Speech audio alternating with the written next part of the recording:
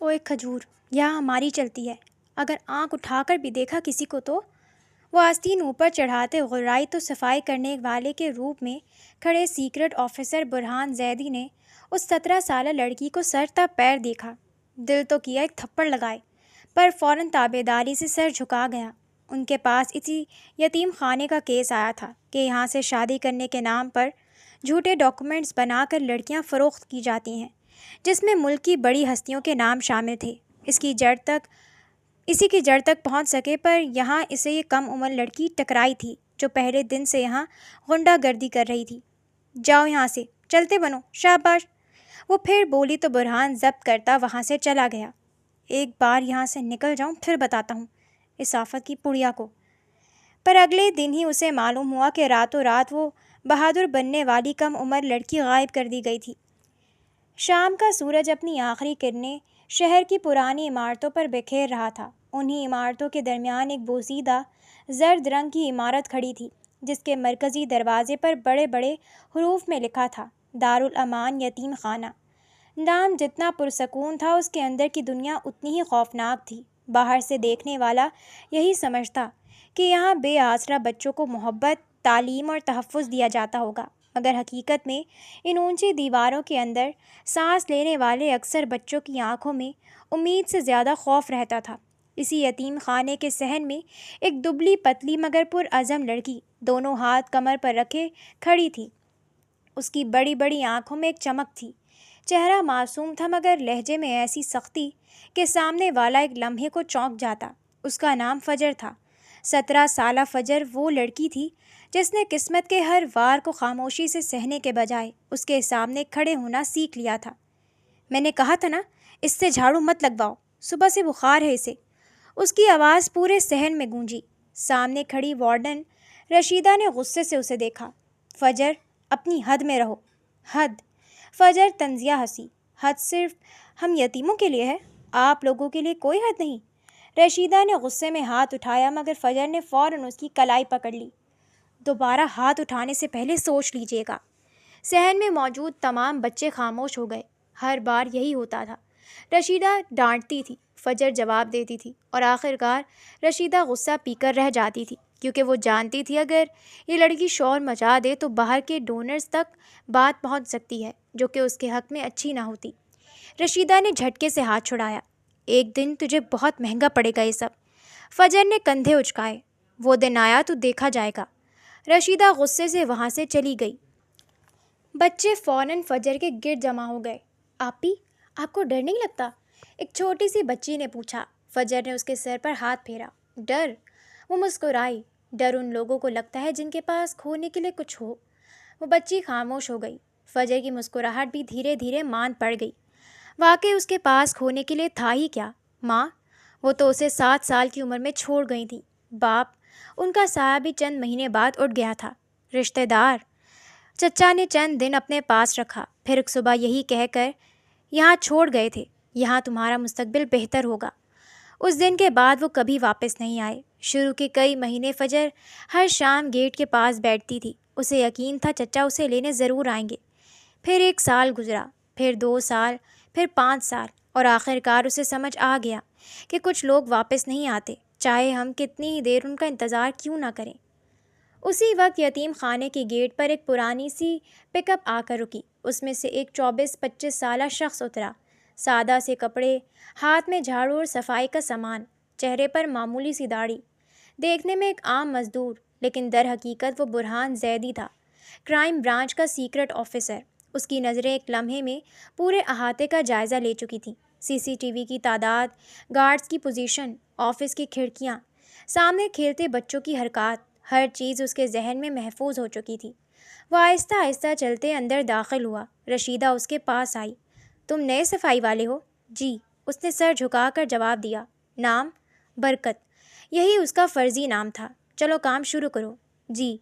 बुरहान ने झाड़ू उठाई और सहन साफ करने लगा, मगर उसकी नज़रें मुसलसल हर चीज़ का मुशाहिदा कर रही थीं। चंद ही लम्हों बाद उसे वो आवाज़ सुनाई दी। ओए खजूर, यहाँ हमारी चलती है। बुरहान ने गर्दन उठाई। सामने फजर खड़ी थी। वो दोनों हाथ कमर पर बांधे उसे घूर रही थी।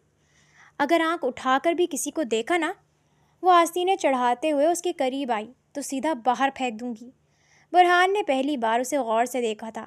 عمر میں وہ کوئی 17-18 سال کی لگی تھی اسے، لیکن اس کی آنکھوں میں بے خوفی تھی اور لہجے میں اعتماد۔ فجر کے لہجے پر اسے غصہ تو بہت آیا، مگر پھر اس نے خاموشی سے سر جھکا لیا۔ جی بہن جی۔ فجر نے فاتحانہ انداز میں گردن ہلائی۔ شاباش۔ پھر انگلی سے دروازے کی طرف اشارہ کیا۔ کام کرو اور اپنے کام سے کام رکھو۔ وہ مڑی اور چلتی بنی۔ برہان نے گہرا سانس لیا۔ یا اللہ، یہ لڑکی ہے یا آندھی؟ پاس کھڑا مالی ہنس پڑا۔ بھائی، پہلا دن ہے نا؟ جی۔ تو ایک بات یاد رکھنا، وہ سرگوشی میں بولا، اس سے دور رہنا۔ پورے یتیم خانے میں کسی کی نہیں چلتی سوائے فجر کے۔ برہان نے بے اختیار دوبارہ اس لڑکی کو دیکھا۔ وہ اب ایک چھوٹے بچے کے پھٹے ہوئے جوتے اپنے ہاتھ سے سی رہی تھی۔ کچھ دیر پہلے کی غصے والی لڑکی اب ایک ماں جیسی نرمی سے بچے کے پاؤں صاف کر رہی تھی۔ برہان کی آنکھوں میں لمحہ بھر کو حیرت ابھری۔ عجیب ہے یہ لڑکی، اس نے بے اختیار سوچا۔ اوپر سے آگ مگر اندر سے شاید پانی۔ دارالامان یتیم خانے میں رات اور دن کا فرق صرف روشنی کا تھا، باقی ہر چیز ایک جیسی رہتی تھی۔ وہی خاموش راہداریاں، وہی زرد دیواریں، وہی دروازے جن کے پیچھے جانے کی اجازت کسی بچے کو نہیں تھی۔ برہان زیدی کو یہاں آئے 3 دن ہو چکے تھے۔ صفائی والے برکت کے روپ میں اس نے یتیم خانے کا تقریباً ہر گوشہ دیکھ لیا تھا، مگر جو چیز اسے سب سے زیادہ کھٹک رہی تھی وہ تھی پچھلی عمارت۔ وہ عمارت ہمیشہ بند رہتی تھی۔ اس کے گیٹ پر 2 گارڈ ہر وقت موجود رہتے۔ کوئی بچہ ادھر کا رخ بھی نہیں کر سکتا تھا۔ جب بھی کوئی پوچھتا ایک ہی جواب ملتا، وہاں سامان رکھا ہے۔ لیکن وہ جانتا تھا کہ کسی گودام کی حفاظت اس طرح نہیں کی جاتی۔ ادھر فجر حسب معمول صبح سے ایک سے دوسری جگہ دوڑ رہی تھی۔ کبھی کسی کی پٹی باندھ رہی تھی تو کبھی کچن میں کھانا تقسیم کرنے میں مدد دے رہی تھی۔ آپی، 6 سالہ سحر اس کے پاس بھاگتی ہوئی آئی۔ مجھے دودھ نہیں ملا۔ فجر نے پیار سے اس کے بال بکھیرے۔ کس نے نہیں دیا؟ وارڈن نے کہا ختم ہو گیا ہے۔ فجر نے کچن کی طرف دیکھا جہاں دودھ کے 2 بڑے ڈبے ابھی رکھے تھے۔ اس نے ہونٹ بھینچے۔ تم یہیں بیٹھو۔ چند لمحوں بعد وہ کچن میں داخل ہوئی۔ دودھ ختم ہو گیا تھا؟ کک نے نظریں چرا لیں۔ وارڈن نے منع کیا ہے۔ بچے کے لیے بھی؟ مجھے حکم ملا ہے۔ فجر نے خود ایک گلاس اٹھایا، دودھ ڈالا اور باہر آ گئی۔ کک صرف اسے جاتا دیکھتا رہ گیا۔ اس لڑکی سے الجھنے کا مطلب رشیدہ کی ڈانٹ اور فجر کی بحث دونوں برداشت کرنا تھا۔ صحن صاف کرتے ہوئے برہان یہ سب دیکھ رہا تھا۔ وہ حیران تھا۔ یہ لڑکی ہر وقت کسی نہ کسی کے لیے لڑ رہی تھی۔ تم ایسے کیوں دیکھ رہے ہو؟ اچانک فجر اس کے سامنے آ کر کھڑی ہوئی۔ برہان چونکا۔ جی؟ صبح سے دیکھ رہی ہوں، بہت ادھر ادھر نظر دوڑاتے ہو۔ اس نے مشکوک نظروں سے اسے دیکھا۔ صفائی والے ہو یا جاسوس؟ برہان کے دل کی دھڑکن ایک لمحے کو رکی، مگر چہرے پر معصومیت برقرار رہی۔ نہیں بہن جی، نئی جگہ ہے اس لیے۔ فجر نے چند لمحے اسے گھورا، پھر ہوں کی آواز نکالی۔ ویسے شکل سے اتنے بھی سیدھے نہیں لگتے۔ وہ کہتے مڑی اور چل دی۔ برہان نے دل ہی دل میں لمبا سانس لیا۔ یہ لڑکی اگر پولیس میں ہوتی تو آدھے مجرم دنوں میں ہی پکڑ لیتی۔ شام ڈھل رہی تھی۔ بچوں کو ان کے کمروں میں بھیج دیا گیا تھا۔ برہان نے جان بوجھ کر صفائی کا کام سست کر دیا۔ اسے معلوم تھا کہ آج رات اسے کوئی سراغ ضرور ملے گا۔ رات کے تقریباً 10 بجے آفس کی لائٹس جل اٹھیں۔ برہان دور سے دیکھ رہا تھا۔ رشیدہ تیزی سے آفس میں داخل ہوئی۔ چند منٹ بعد ایک سیاہ شیشوں والی گاڑی پچھلے گیٹ سے اندر آئی۔ اس میں سے 2 آدمی اترے، مہنگے سوٹ، چہروں پر بے حسی۔ وہ سیدھے آفس میں چلے گئے۔ برہان نے فوراً اپنی جیب میں موجود چھوٹا سا آڈیو ریکارڈر آن کر دیا۔ وہ آہستہ آہستہ دیوار کے قریب پہنچا۔ دروازہ بند تھا۔ باتیں صاف سنائی نہیں دے رہی تھیں۔ اسے صرف چند الفاظ سنائی دیے تھے۔ لسٹ، 2 لڑکیاں، کل رات، کاغذات تیار۔ اتنا ہی کافی تھا۔ اس کے شبہات یقین میں بدلنے لگے تھے۔ اسی لمحے اسے قدموں کی آہٹ سنائی دی۔ وہ فوراً جھک کر جھاڑو لگانے لگا۔ سامنے سے فجر آ رہی تھی۔ تم ابھی تک جاگ رہے ہو؟ اس نے حیرت سے پوچھا۔ کام ختم نہیں ہوا۔ اتنی محنت مت کیا کرو، وہ بے ساختہ بولی۔ یہ لوگ کسی کے سگے نہیں ہیں۔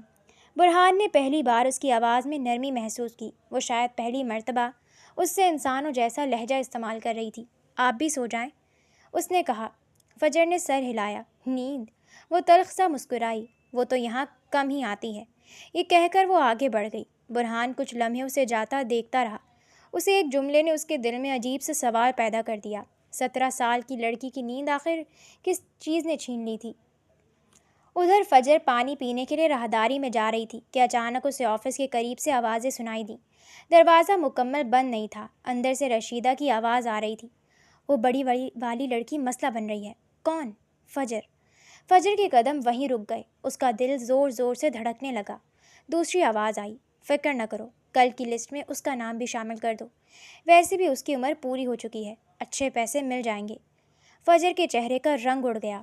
پہلی بار اسے علم ہوا کہ یتیم خانے سے اچانک غائب ہونے والی لڑکیاں گود نہیں لی جاتی تھیں، بلکہ ان کے ساتھ کچھ اور ہوتا تھا، کچھ بہت برا۔ اس کے ہاتھ کانپنے لگے۔ وہ آہستہ سے پیچھے ہٹی، لیکن اسی لمحے اس کے پاؤں کے نیچے رکھا خالی ڈبہ کھسک گیا۔ ٹھک کی آواز پوری راہداری میں گونج گئی۔ اندر مکمل خاموشی چھا گئی۔ چند سیکنڈ بعد کسی نے بلند آواز میں کہا، کون ہے؟ فجر کی سانس رک گئی، اور اسی لمحے اسے احساس ہوا کہ اس نے وہ سن لیا تھا جو اسے شاید کبھی نہیں سننا چاہیے تھا۔ فجر کا دل اتنی زور سے دھڑک رہا تھا کہ اسے لگا اس کی دھڑکنوں کی آواز بھی راہداری میں گونج رہی ہے۔ باہر کون ہے؟ آفس کے اندر سے ایک بار پھر سخت آواز ابھری۔ فجر نے ایک لمحہ بھی ضائع نہیں کیا۔ وہ فوراً مڑی اور دبے قدموں راہداری کے دوسرے سرے کی طرف چل دی۔ دوڑنے سے آواز ہو سکتی تھی، اس لیے اس نے خود کو قابو میں رکھا۔ ابھی وہ چند قدم ہی چلی تھی کہ دفتر کا دروازہ کھلنے کی آواز آئی۔ دیکھو، کون تھا؟ یہ رشیدہ کی آواز تھی۔ فجر تیزی سے مڑی اور قریب ہی موجود اسٹور روم کا دروازہ کھول کر اندر گھس گئی۔ دروازہ پوری طرح بند نہیں کیا، صرف اتنا سا کہ باہر کی روشنی اندر نہ آئے۔ چند لمحوں بعد 2 آدمیوں کے قدموں کی آواز قریب سے آئی۔ کوئی نہیں ہے۔ مجھے تو آواز صاف سنائی دی تھی، شاید بلی ہوگی۔ پھر بھی پورا یتیم خانہ چیک کرو۔ قدموں کی آوازیں دور ہونے لگیں۔ فجر نے گہرا سانس لیا، مگر اس کے ہاتھ اب بھی کانپ رہے تھے۔ اب اسے یقین ہو گیا تھا کہ یہاں سے غائب ہونے والی لڑکیاں واقعی فروخت کی جاتی تھیں، اور اب اس کا نام بھی اس فہرست میں شامل ہو چکا تھا۔ دوسری طرف برہان صحن میں جھاڑو لگا رہا تھا، مگر اس کی پوری توجہ پچھلی عمارت کی طرف تھی۔ رات تقریباً 11 بج چکے تھے۔ وہ دیکھ رہا تھا کہ ایک سفید وین پچھلے گیٹ سے اندر داخل ہوئی تھی۔ اس کے شیشے کالے تھے۔ وین چند منٹ کے لیے پچھلی عمارت کے سامنے رکی، پھر واپس چلی گئی۔ برہان نے دماغ ہی دماغ میں گاڑی کا نمبر نوٹ کر لیا۔ یہ عام سپلائی کی گاڑی نہیں ہو سکتی، اس نے آہستہ سے خود سے کہا، مگر بغیر ثبوت کے وہ کوئی قدم نہیں اٹھا سکتا تھا۔ اسے پوری گینگ تک پہنچنا تھا، صرف 1 یا 2 آدمیوں تک نہیں۔ رات گزر گئی۔ اگلی صبح حسب معمول بچوں کو ناشتے کے لیے جمع کیا گیا۔ فجر کی آنکھوں کے نیچے ہلکے نمایاں تھے، وہ پوری رات سو نہیں سکی تھی۔ آپی، آپ کی طبیعت ٹھیک ہے؟ بولتے سحر نے اس کا ہاتھ پکڑ لیا۔ فجر نے زبردستی مسکرا کر کہا، میں بالکل ٹھیک ہوں۔ لیکن وہ ٹھیک نہیں تھی۔ وہ مسلسل رشیدہ اور ان آدمیوں کی باتیں یاد کر رہی تھی۔ کل کی لسٹ میں اس کا نام بھی شامل کر دو۔ یہ الفاظ اس کے کانوں میں ہتھوڑوں کی طرح بج رہے تھے۔ اوے کھجور! اچانک وہ زور سے بولی۔ برہان نے چونک کر اس کی طرف دیکھا۔ جی؟ وہ بالٹی ادھر کیوں رکھی ہے؟ کوئی گرے گا اس پر۔ برہان خاموشی سے بالٹی اٹھانے لگا۔ وہ اس کے قریب آئی اور دھیمی آواز میں بولی، تم واقعی صرف صفائی والے ہو؟ برہان نے اس کی طرف دیکھا۔ کیوں؟ پتہ نہیں۔ وہ چند لمحے اسے دیکھتی رہی۔ تم باقی لوگوں جیسے نہیں لگتے۔ برہان نے نظریں جھکا لیں۔ میں سمجھا نہیں۔ چھوڑو۔ وہ بات ادھوری چھوڑ کر آگے بڑھ گئی۔ اسے برہان کا انداز کچھ عجیب سا، کچھ الگ سا محسوس ہوتا تھا۔ برہان اسے جاتا دیکھتا رہا۔ دوپہر کو ایک نئی لڑکی یتیم خانے میں لائی گئی۔ عمر بمشکل 15 سال ہوگی۔ وہ مسلسل رو رہی تھی۔ مجھے یہاں نہیں رہنا، پلیز مجھے گھر جانا ہے۔ شیدا نے اسے زور سے بازو سے پکڑا۔ خاموش! لڑکی خوف سے سہم گئی۔ فجر یہ منظر دیکھ رہی تھی۔ وہ آگے بڑھی۔ آہستہ! ڈرا کیوں رہی ہو اسے؟ رشیدہ نے غصے سے اسے دیکھا۔ تمہارا ہر بات میں بولنا ضروری ہے؟ جب غلط ہوگا تو بولوں گی۔ اپنی خیر منانا شروع کر دو فجر، رشیدہ نے معنی خیز انداز میں کہا۔ زیادہ بہادری زیادہ دیر نہیں چلتی۔ فجر کا دل دھڑکا۔ کیا انہیں معلوم ہو گیا تھا کہ اس نے سب کچھ سن لیا ہے؟ شام کے وقت برہان کو موقع ملا تو وہ اسٹور روم کی صفائی کے بہانے آفس کے قریب پہنچ گیا۔ وہ فرش صاف کر رہا تھا کہ میز کے نیچے ایک کاغذ اس کی نظر سے گزرا۔ شاید جلدی میں کسی سے گر گیا تھا۔ اس نے صفائی کرتے ہوئے خاموشی سے کاغذ اٹھایا۔ اوپر صرف چند نام اور تاریخیں لکھی تھیں، ساتھ کچھ کوڈ نمبرز، مگر ایک لفظ بار بار لکھا تھا، منتقلی۔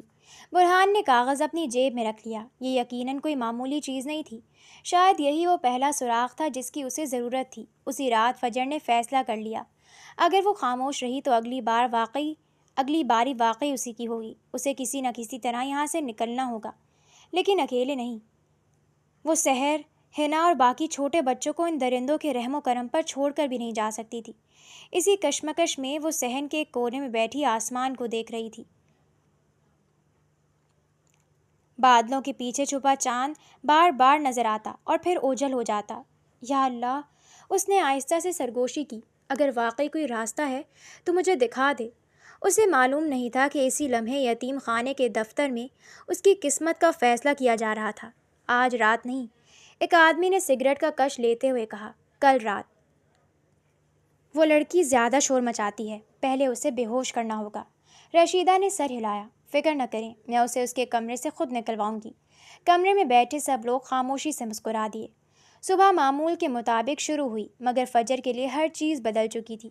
اب اسے یتیم خانے کی ہر دیوار مشکوک لگ رہی تھی، ہر سرگوشی میں کوئی راز چھپا محسوس ہو رہا تھا، اور ہر مسکراہٹ کے پیچھے ایک خطرہ۔ وہ ناشتے کے بعد صحن میں بیٹھی چھوٹی بچیوں کے بال بنا رہی تھی۔ آپی، آج آپ اتنی خاموش کیوں ہیں؟ سحر نے معصومیت سے پوچھا۔ فجر نے ہلکی سی مسکراہٹ لبوں پر سجائی۔ کچھ نہیں، بس رات کو نیند نہیں آئی۔ آپ بیمار تو نہیں؟ اگر میں بیمار ہو گئی نا، پھر تم سب کا خیال کون رکھے گا؟ سحر فوراً اس کے گلے لگ گئی۔ آپ کہیں نہیں جائیں گی نا؟ یہ جملہ سن کر فجر کے حلق میں جیسے کچھ اٹک گیا۔ اس نے بچی کو مضبوطی سے اپنے سینے سے لگا لیا۔ ہاں، اس نے بمشکل کہا، میں کہیں نہیں جاؤں گی۔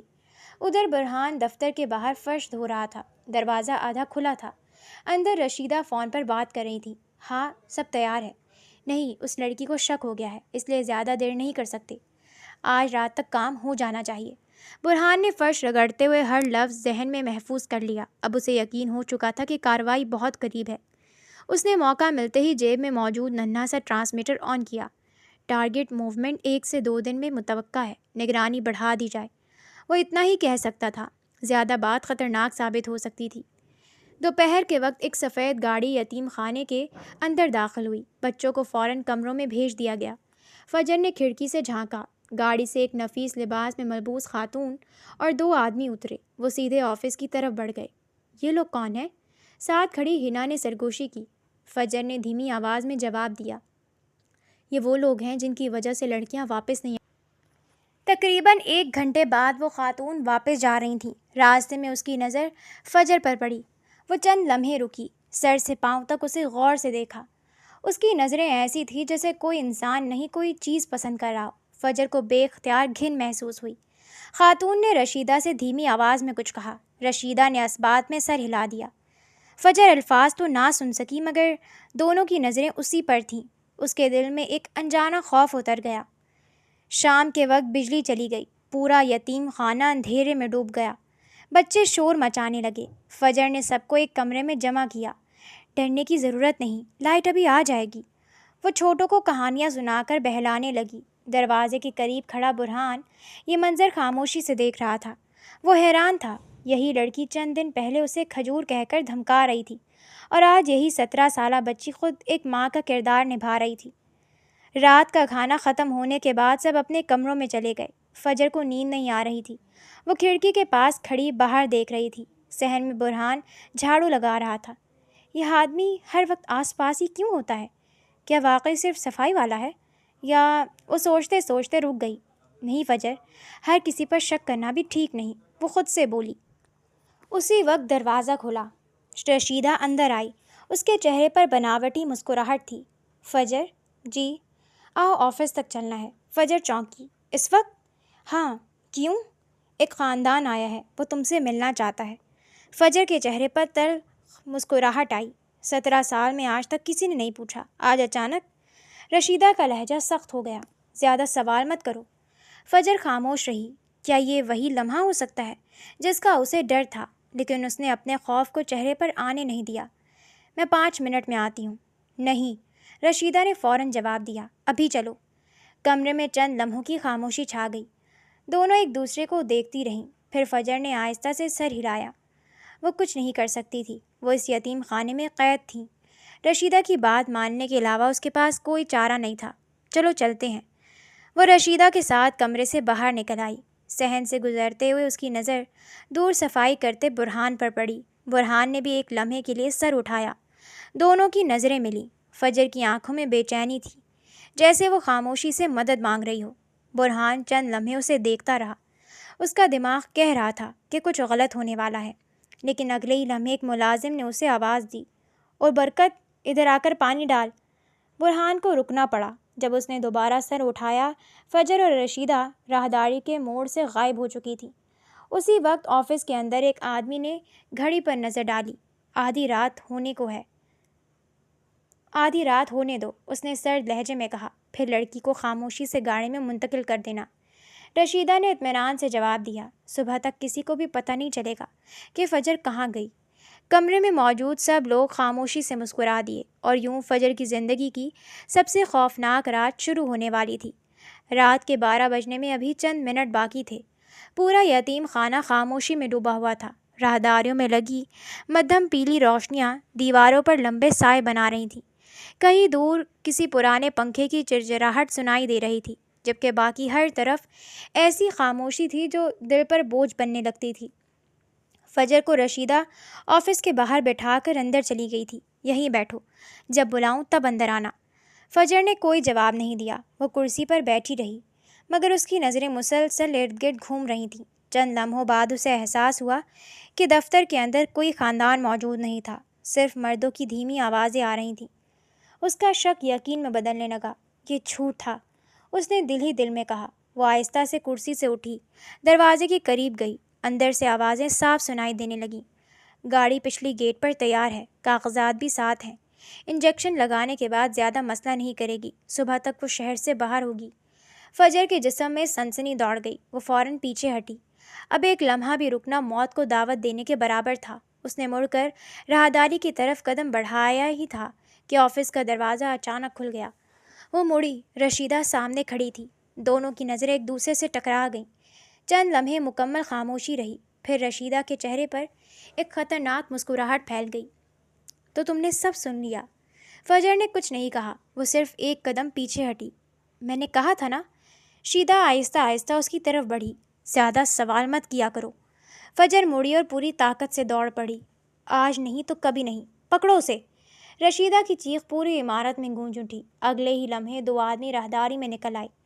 فجر پوری رفتار سے بھاگ رہی تھی۔ اسے صرف ایک بات معلوم تھی کہ اگر آج پکڑی گئی تو شاید کبھی واپس نہ آ سکے۔ وہ سیڑھیاں اتر کر صحن میں پہنچی۔ رات کی ٹھنڈی ہوا اس کے چہرے سے ٹکرائی۔ دروازہ بند کرو، کسی نے زور سے چلایا۔ پچھلے گیٹ کی طرف بھاگتے ہوئے اس نے دیکھا کہ 2 گارڈ پہلے ہی اس کی طرف بڑھ رہے تھے۔ وہ فوراً رخ بدل کر لان کی طرف دوڑی۔ ایک آدمی تقریباً اس تک پہنچ چکا تھا۔ اس نے قریب پڑی بالٹی اٹھائی اور پوری طاقت سے اس کی طرف پھینک دی۔ بالٹی سیدھی اس کے سینے سے ٹکرائی۔ وہ لڑکھڑا کر گر گیا۔ فجر نے ایک لمحہ ضائع کیے بغیر دوڑ جاری رکھی۔ اسی وقت برہان پچھلے حصے میں صفائی کے سامان والے کمرے کے قریب موجود تھا۔ اچانک اسے شور سنائی دیا، پکڑو، بھاگنے نہ پائے۔ اس نے فوراً سر اٹھایا۔ اسے دور اندھیرے میں ایک لڑکی بھاگتی ہوئی دکھائی دی اور اس کے پیچھے 3 آدمی۔ فجر، وہ بے اختیار بولا۔ برہان کا دل چاہا کہ آگے بڑھے، مگر اگلے ہی لمحے اس نے خود کو روک لیا۔ اگر وہ اسی وقت اپنی شناخت ظاہر کر دیتا تو پورا آپریشن ختم ہو جاتا۔ اسے صرف فجر کو نہیں، پورا نیٹ ورک پکڑنا تھا۔ وہ فوراً ایک ستون کے پیچھے چھپ گیا اور اپنی گھڑی میں نصب خفیہ بٹن دبا دیا۔ یہ ایک خاموش سگنل تھا جو اس کی ٹیم تک پہنچ چکا تھا، ایمرجنسی موومنٹ۔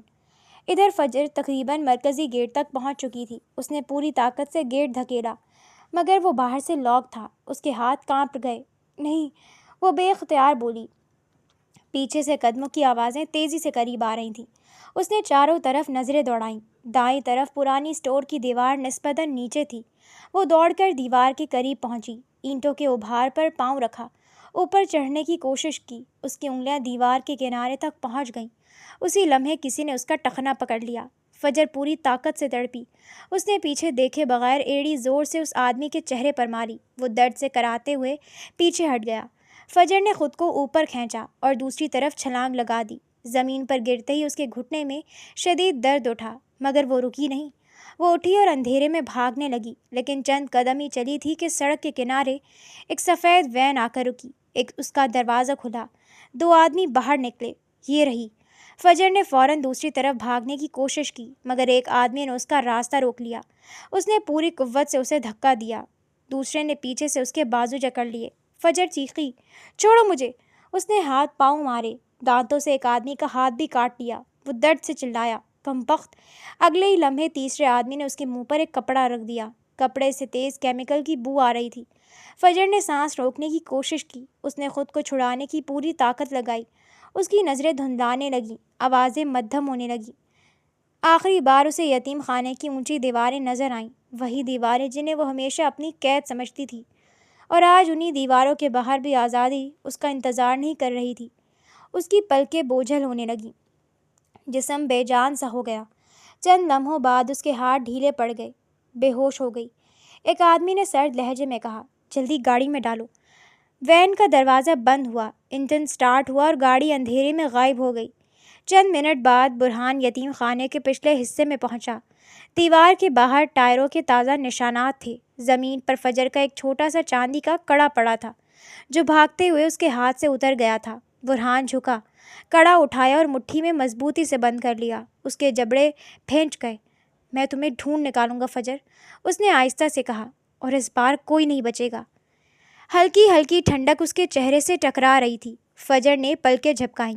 سر اس قدر بھاری تھا کہ جیسے کسی نے اس کے دماغ کو مضبوطی سے جکڑ رکھا ہو۔ حلق خشک ہو رہا تھا اور جسم میں ایسی بے جانی تھی کہ ہاتھ اٹھانا بھی مشکل لگ رہا تھا۔ چند لمحوں تک وہ سمجھ ہی نہ سکی کہ وہ کہاں ہے۔ اس نے آہستہ آہستہ آنکھیں پوری کھولیں۔ سامنے سفید چھت تھی، دیوار سیمنٹ کی جن پر کہیں کہیں نمی کے نشانات تھے۔ کمرے میں صرف ایک بلب جل رہا تھا، جس کی مدھم روشنی ہر چیز کو مزید اداس بنا رہی تھی۔ ایک لوہے کا پلنگ، ایک کرسی اور سامنے لوہے کا دروازہ۔ کھڑکی صرف ایک تھی، مگر اس پر موٹی موٹی سلاخیں لگی ہوئی تھیں۔ فجر نے جھٹکے سے اٹھنے کی کوشش کی، مگر سر میں شدید درد اٹھا۔ اس نے کن پٹی دبائی، پھر اچانک سب کچھ یاد آ گیا۔ یتیم خانہ، رشیدہ، بھاگنا، سفید وین اور پھر اندھیرا۔ اس کی سانس تیز ہو گئی۔ وہ فوراً دروازے کی طرف لپکی اور پوری طاقت سے اسے پیٹنے لگی۔ کوئی ہے؟ دروازہ کھولو، مجھے باہر جانے دو۔ اس کی آواز سن کر باہر سے قدموں کی آہٹ آئی۔ دروازہ کھلا۔ تقریباً 50 سال کی ایک عورت اندر داخل ہوئی۔ سادہ شلوار قمیض، سر پر دوپٹہ اور چہرے پر بے حسی۔ اس کے ہاتھ میں پانی کا جگ اور کھانے کی ٹرے تھی۔ اس نے خاموشی سے ٹرے میز پر رکھی۔ فجر نے فوراً اس کا بازو پکڑ لیا۔ مجھے یہاں کیوں لائے ہو؟ یہ جگہ کون سی ہے؟ مجھے جانے دو۔ عورت نے نہایت آہستگی سے اپنا بازو چھڑایا۔ کھانا کھا لو، بس اتنا ہی کہا۔ مجھے کھانا نہیں چاہیے۔ فجر تقریباً چیخ اٹھی۔ مجھے جواب چاہیے۔ عورت نے پہلی بار اس کی طرف دیکھا۔ جو سوال تم پوچھ رہی ہو، اس نے دھیرے سے کہا، یہاں آنے والی ہر لڑکی پوچھتی ہے۔ فجر کے جسم میں سرد لہر دوڑ گئی۔ اور جواب؟ عورت نے نظریں جھکا لیں، مگر جواب کسی کو پسند نہیں آتا۔ یہ کہہ کر وہ باہر نکل گئی۔ دروازہ دوبارہ بند ہو گیا۔ فجر کچھ لمحے ساکت کھڑی رہی، پھر اس نے غصے سے پانی کا جگ دیوار پر دے مارا۔ شیشہ ٹوٹنے کی آواز پورے کمرے میں گونج گئی۔ وہ دیوار کے ساتھ بیٹھ گئی۔ پہلی بار اس کی آنکھوں سے آنسو نکلے۔ وہ رونا نہیں چاہتی تھی۔ اس نے ہمیشہ خود کو مضبوط رکھا تھا، مگر آج وہ بالکل اکیلی تھی۔ اس نے دونوں گھٹنوں میں چہرہ چھپا لیا۔ یا اللہ! اس کی آواز کانپ رہی تھی۔ بس ایک راستہ دکھا دے۔ برہان زیدی مسلسل 24 گھنٹوں سے سویا نہیں تھا۔ وہ کرائم برانچ کے کانفرنس روم میں کھڑا دیوار پر لگے نقشے کو دیکھ رہا تھا۔ اس کے سامنے یتیم خانے کی تصویر، گاڑیوں کے نمبر، کچھ نام اور کئی نوٹس چسپاں تھے۔ اس کے ساتھی آفیسر حماد نے فائل بند کرتے ہوئے کہا، ہم نے وین کا نمبر ٹریس کر لیا ہے۔ برہان فوراً اس کی طرف بڑھا۔ کیا میرا؟ وہ بے چینی سے بولا۔ نمبر جعلی تھا۔ برہان نے بیزاری سے آنکھیں بند کر لیں۔ یہ توقع تو اسے پہلے ہی تھی۔ حماد نے ایک اور تصویر اس کے سامنے رکھی، لیکن راستے میں ایک ٹول پلازا کی فوٹیج ملی ہے۔ وین وہاں سے گزری تھی۔ برہان نے تصویر اٹھائی۔ گاڑی دھندلی تھی، مگر اس کے پیچھے ایک کالا SUV بھی چل رہی تھی۔ اس گاڑی کا کیا؟ رجسٹریشن ایک کمپنی کے نام پر ہے، لیکن کمپنی صرف کاغذوں میں موجود ہے۔ برہان چند لمحے خاموش رہا، پھر اس نے میز پر رکھا فجر کا چاندی کا کڑا اٹھایا، وہی کڑا جو اسے یتیم خانے کی دیوار کے باہر ملا تھا۔ اس نے اسے مٹھی میں بند کیا۔ وہ زندہ ہے؟ حماد نے حیرت سے پوچھا۔ تمہیں اتنا یقین کیسے ہے؟ برہان نے بغیر نظریں اٹھائے جواب دیا۔ اگر وہ لوگ اسے مارنا چاہتے تو اغوا نہ کرتے۔ انہیں اس کی ضرورت ہے، اور جب تک انہیں اس کی ضرورت ہے میرے پاس وقت ہے۔ حماد نے سر ہلایا۔ پھر اگلا قدم؟ برہان کی نظریں نقشے پر جم گئیں۔ یتیم خانے سے نکلنے والی ہر گاڑی، ہر فون کال، ہر مالی لین دین، سب کھنگالو۔ مجھے اس نیٹ ورک کی پہلی کڑی چاہیے۔ فجر نے خود کو سنبھالا۔ وہ آہستہ آہستہ پورے کمرے کا جائزہ لینے لگی۔ اس نے دیواروں کو چھوا، کھڑکی دیکھی، پھر فرش دیکھا، دروازے کا لاک چیک کیا۔ وہ جانتی تھی وہ اسے آزاد نہیں کرے گا۔ اگر زندہ رہنا ہے تو پہلے سمجھنا ہوگا کہ یہ جگہ ہے کیا۔ وہ کھڑکی کے قریب گئی، سلاخوں کے درمیان سے باہر جھانکا۔ باہر ایک بڑا سا صحن تھا، چاروں طرف اونچی دیواریں۔ کونے میں ایک پرانا جنریٹر چل رہا تھا۔ صحن کے ایک کونے میں ایک پرانا بور ویل تھا جس کے پاس 2 بڑے پانی کے ٹینک رکھے تھے۔ دوسری طرف ایک شیڈ تھا جہاں 2 گاڑیاں کھڑی تھیں۔ دیوار کے ساتھ CCTV کیمرے نصب تھے، مگر وہ ہر طرف نہیں دیکھ رہے تھے۔ 2 مسلح گارڈ آہستہ آہستہ چہل قدمی کر رہے تھے، اور سامنے اس نے ایک اور کھڑکی دیکھی جس کے پیچھے ایک لڑکی خاموشی سے بیٹھی تھی۔ ان کی نظریں ملیں۔ اس لڑکی نے فوراً خوفزدہ ہو کر پردہ گرا دیا۔ فجر کے دل میں ایک ہی خیال آیا، میں اکیلی نہیں ہوں۔ اور اسی لمحے اس نے دل ہی دل میں ایک فیصلہ کر لیا، میں یہاں سے نکلوں گی، اور اگر ممکن ہوا تو ان سب کو بھی ساتھ لے کر نکلوں گی۔ دروازہ دوبارہ کھلا۔ وہی عمر رسیدہ عورت اندر آئی۔ اس بار اس کے ساتھ ایک دبلی پتلی لڑکی بھی تھی جس کی عمر شاید 18 یا 19 سال ہوگی۔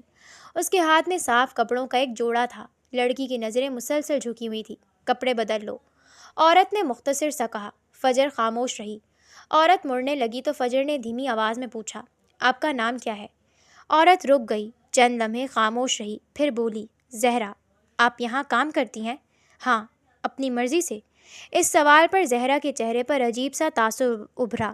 وہ چند لمحے فجر کو دیکھتی رہی۔ ہر وہ شخص جو یہاں نظر آتا ہے، وہ دھیرے سے بولنے لگی، ضروری نہیں اپنی مرضی سے یہاں ہو۔ یہ کہہ کر وہ وہاں سے باہر نکل گئی۔ زہرا مکمل طور پر ان لوگوں جیسی نہیں تھی، شاید وہ کسی مجبوری میں یہاں تھی۔ ادھر برہان نے گزشتہ 24 گھنٹوں میں یتیم خانے کے تمام ملازمین کی فائلیں نکلوا لی تھیں۔ اس کی نظریں ایک ایک تصویر پر گھوم رہی تھیں۔ رشیدہ 6 سال پہلے بھرتی ہوئی، اس سے پہلے کوئی مستقل ریکارڈ نہیں۔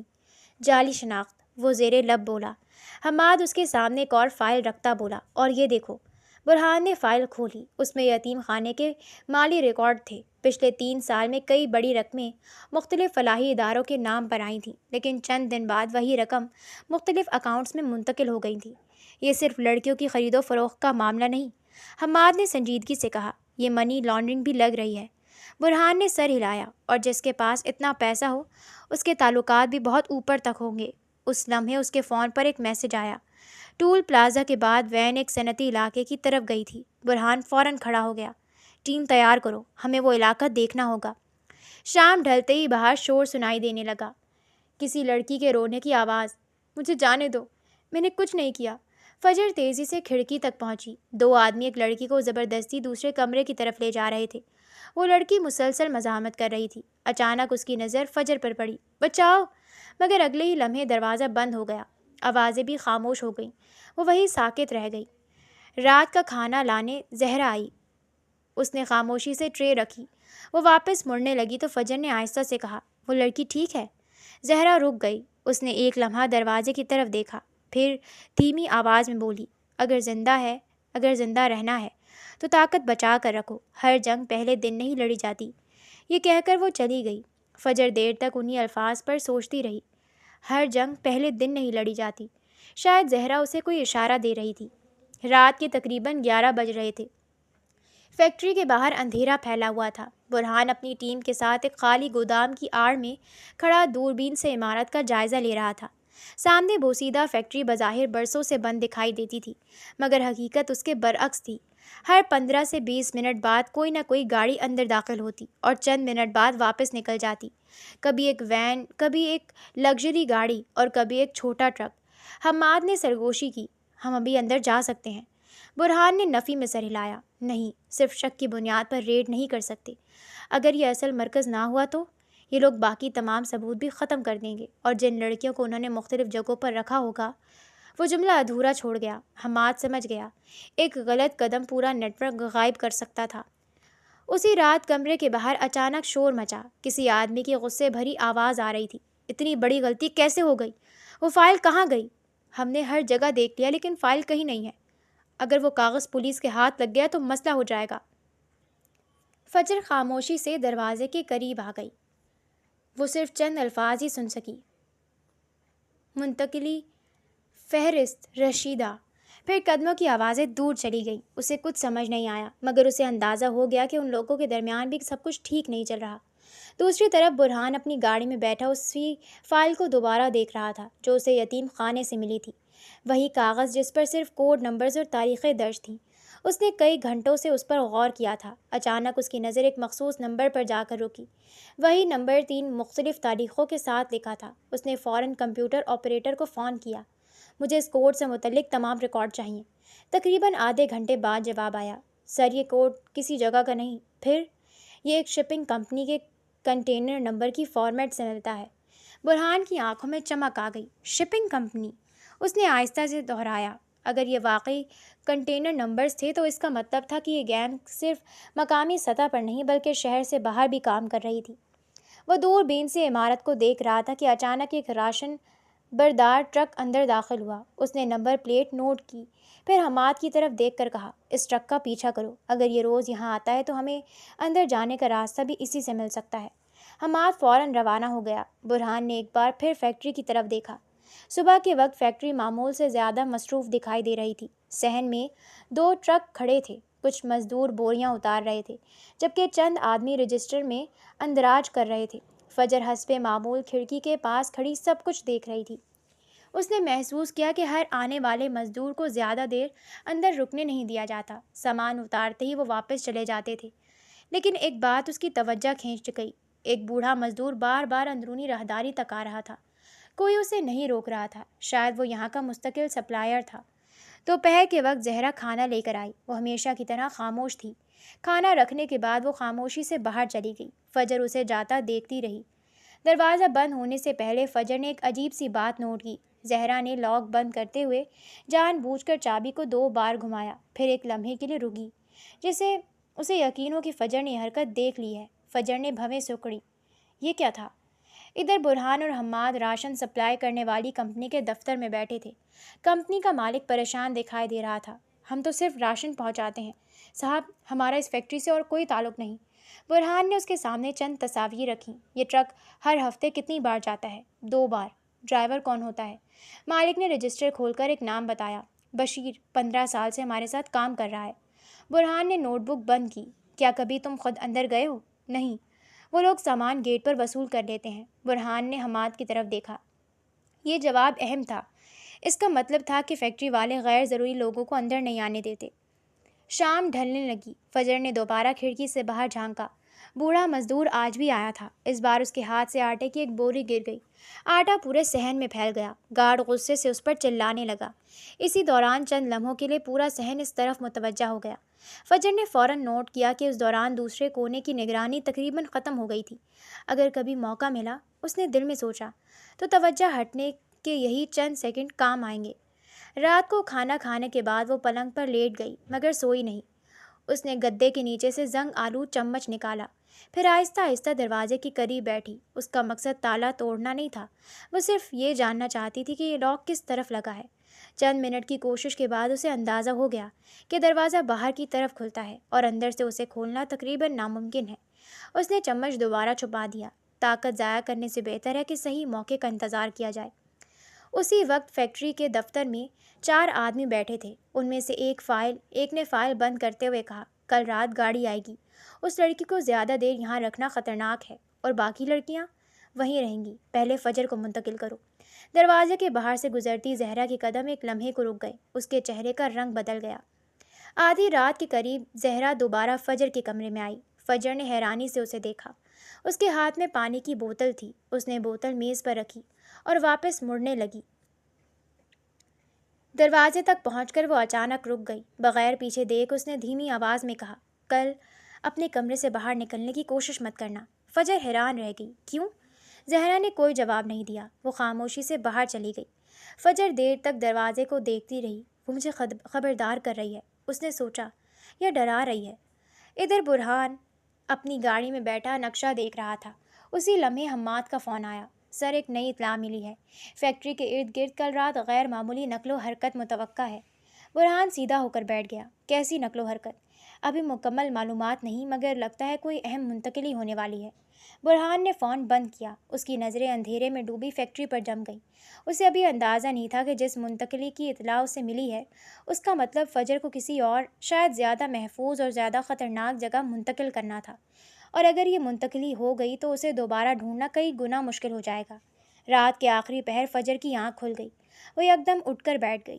کمرے میں مکمل خاموشی تھی، مگر نہ جانے کیوں اس کا دل بے چین ہو رہا تھا، جیسے کچھ برا ہونے والا ہو۔ اس نے گہرا سانس لیا اور کھڑکی کے پاس جا کھڑی ہوئی۔ باہر ابھی اندھیرا تھا۔ صحن میں صرف ایک بلب جل رہا تھا۔ 10 منٹ بعد دونوں گارڈ صحن کے مخالف سمت میں پہنچ جاتے تھے، جہاں چند لمحوں کے لیے اس کے کمرے کے سامنے والا حصہ تقریباً خالی رہ جاتا تھا۔ اس نے یہ بات پہلے بھی نوٹ کی تھی، آج اس نے وقت بھی ذہن میں محفوظ کر لیا۔ صبح ناشتے کے وقت زہرا حسب معمول آئی۔ اس نے ٹرے میز پر رکھی، مگر اس بار اس کی نظریں بے چین تھیں۔ وہ بار بار دروازے کی طرف دیکھ رہی تھی۔ فجر خاموشی سے اسے دیکھتی رہی۔ آخر کار اس نے دھیمی آواز میں پوچھا، کیا آج کچھ ہونے والا ہے؟ زہرا کے ہاتھ ایک لمحے کے لیے رک گئے۔ اس نے فوراً خود کو سنبھالا۔ کھانا کھا لو۔ آپ نے جواب نہیں دیا۔ زہرا نے آہستہ سے سر اٹھایا۔ اس کی آنکھوں میں وہی تھکن تھی، مگر آج اس کے ساتھ خوف بھی شامل تھا۔ میں وعدہ کرتی ہوں کہ اگر میں یہاں سے نکلی تو آپ کو بھی اکیلا نہیں چھوڑوں گی۔ زہرا کے ہونٹوں پر پہلی بار ہلکی سی مسکراہٹ آئی، بہت مختصر۔ تم واقعی عجیب لڑکی ہو، وہ دھیرے سے بولی۔ دوپہر کے وقت پورے احاطے میں غیر معمولی سرگرمی شروع ہو گئی۔ ایک کالا SUV اندر داخل ہوا۔ اس کے پیچھے وہی سفید وین بھی تھی۔ 4 آدمی مختلف کمروں کی طرف جا رہے تھے۔ گارڈ معمول سے زیادہ محتاط دکھائی دے رہے تھے۔ فجر کھڑکی سے سب کچھ دیکھ رہی تھی۔ اسے فوراً سمجھ آ گیا۔ آج ہی، اس نے زیر لب کہا، یہ لوگ مجھے کہیں اور لے جانے والے ہیں۔ اس نے پورے کمرے پر آخری بار نظر دوڑائی، پھر گدے کے نیچے سے زنگ آلود چمچ نکال کر اپنے کپڑوں کی آستین میں چھپا لیا۔ یہ کوئی ہتھیار نہیں تھا، لیکن ضرورت پڑنے پر کسی پیچ کو ڈھیلا کرنے، رسی کاٹنے یا شیشے کو کھٹکھٹانے کے کام آ سکتا تھا۔ وہ اب ہر چھوٹی چیز کی اہمیت سمجھ چکی تھی۔ اسی وقت فیکٹری سے چند 100 میٹر دور برہان کی ٹیم ایک خالی عمارت میں موجود تھی۔ حماد نے دوربین نیچے رکھتے ہوئے کہا، سر، آج اندر بہت زیادہ نقل و حرکت ہے۔ برہان خاموشی سے فیکٹری کو دیکھتا رہا، پھر بولا، وہ آج کسی کو منتقل کریں گے۔ اسی لمحے اس کا فون بجا۔ دوسری طرف ایک مخبر تھا، سر، آج شام 7 بجے کے بعد ایک گاڑی فیکٹری سے نکلے گی، اس میں اہم مال ہوگا۔ مخبر نے مال کا لفظ استعمال کیا تھا۔ برہان کے چہرے کے تاثرات سخت ہو گئے۔ یہ لوگ انسانوں کو بھی سامان سمجھتے تھے۔ ٹیم تیار رکھو، اس نے حماد سے کہا، لیکن یاد رکھنا، جب تک جان کا فوری خطرہ نہ ہو ہم گاڑی کو فالو کریں گے۔ ہمیں صرف ایک لڑکی نہیں، پورا نیٹ ورک چاہیے۔ حماد نے اسپات میں سر ہلا دیا۔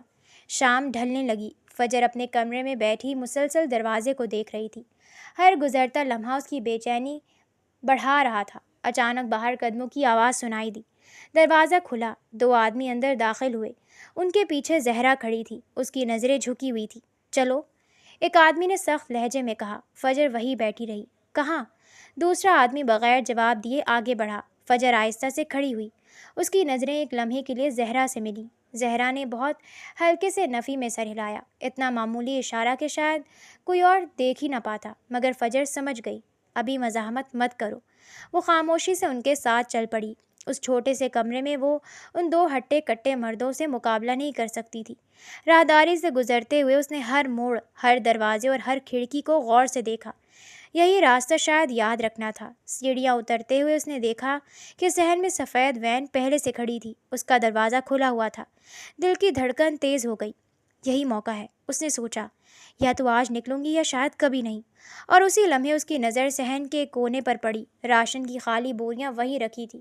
ان کے قریب 2 مزدور آپس میں بحث کر رہے تھے۔ ایک گارڈ بھی ان کی طرف بڑھ گیا۔ چند لمحوں کے لیے وین کے قریب موجود آدمیوں کی توجہ ہٹ گئی۔ فجر کی آنکھوں میں پہلی بار امید کی چمک ابھری۔ اس نے خاموشی سے اپنے ارد گرد کا جائزہ لیا۔ اس کے دونوں بازو ابھی آزاد تھے۔ آدمیوں نے شاید سمجھا تھا کہ وہ ڈر کر خاموش ہو چکی ہے۔ چلو جلدی، ایک آدمی نے اس کے کندھے کو دھکا دیا۔ فجر نے قدم بڑھانے کے بجائے اچانک اپنا وزن پیچھے ڈالا، پھر پوری قوت سے اس آدمی کے گھٹنے پر ایڑی ماری۔ وہ درد سے جھک گیا۔ اسی لمحے فجر اس کے پہلو سے نکل کر دوڑ پڑی۔ پکڑو اسے!